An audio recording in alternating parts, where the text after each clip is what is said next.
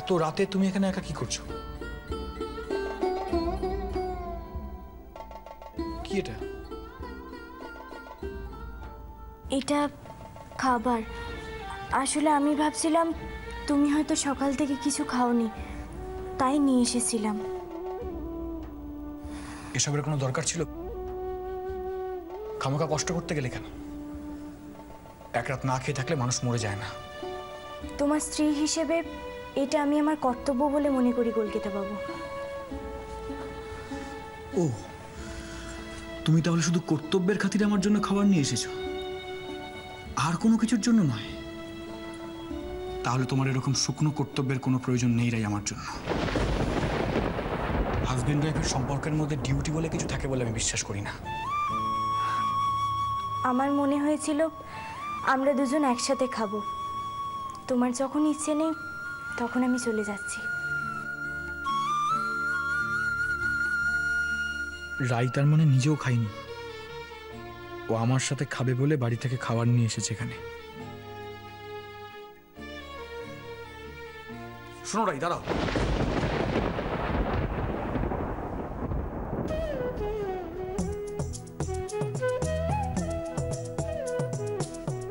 খেতে দেবে চলো, আমার সারাদিন কিছু খাওয়া হয়নি, খুব খিদে পেয়েছে।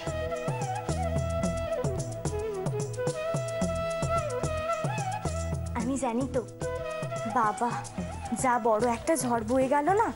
উফ, বাড়ির সবাই তো একদম নাওয়া খাওয়া ভুলেই গেছিল। তুমিও তো। আমার ঠাকমা বলতো রাত উপসে নাকি হাতি টলে, আর মানুষ তো কোন চার। দেখো কলকাতা বাবু, আমি কিন্তু নিজে হাতে সবকিছু বানিয়ে এনেছি। তুমি কিন্তু সবকিছু খেয়ে ফেলবে, কিচ্ছু ফেলবে না, হ্যাঁ?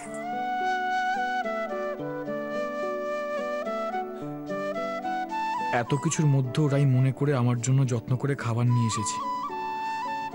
রাইয়ের আমার প্রতি এখনো এত ভালোবাসা। ওকে ফিরিয়ে দিলে খুব ভুল করতাম আজ আমি। কলকাতা বাবু, তুমি চেয়ারটা নিয়ে এসে এখানে বসো, এখানে বসে খাও। হ্যাঁ আনছি।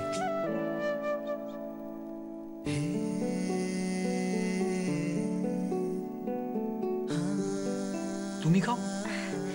আগে তুমি খাও, তারপরে আমি খাবো। আচ্ছা কলকাতা বাবু, মীরা দিদি কেমন আছে? এখন অনেকটা ভালো, এখন তো ঘুমোচ্ছে। ডক্টররা বলেছে আর কোনো বিপদের আশঙ্কা নেই। উফ, যাক বাবা, মনটা একটু শান্তি হলো। কিন্তু তুমি এখানে কি করে এলে? ড্রাইভার কাকা তো অনেকক্ষণ ছুটি নিয়ে বাড়ি চলে গেছে। তুমি কি আবার একা একা বেরিয়েছো? আরে না না, ড্রাইভার কাকা তো চলে গেছে, তা বলে কিন্তু আমি একা একা আসিনি। একা আসোনি? তাহলে তুমি কি বাড়ির কাউকে সাথে নিয়ে এসছো? ও বাবা, বাবা তোমাকে নামিয়ে দিয়ে চলে গেল?